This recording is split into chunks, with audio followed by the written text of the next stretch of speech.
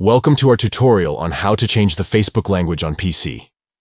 If you prefer using Facebook in a different language, this step-by-step guide will show you how to make the switch. Let's get started. Step 1. Open Facebook by launching your web browser and navigating to facebook.com. Step 2. Click on your profile picture located in the top right corner of the Facebook homepage. This will take you to your profile. Step 3. From the drop-down menu, click on Settings and Privacy. Step 4. Select Settings from the options provided. Step 5. Look for the language option and click on it. Step 6.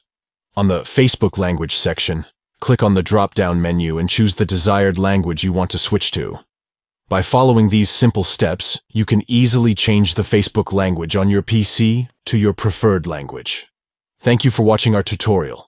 If you found this video helpful, please give it a thumbs up and subscribe to our channel for more useful tips and tricks on using Facebook. Enjoy using Facebook in your preferred language.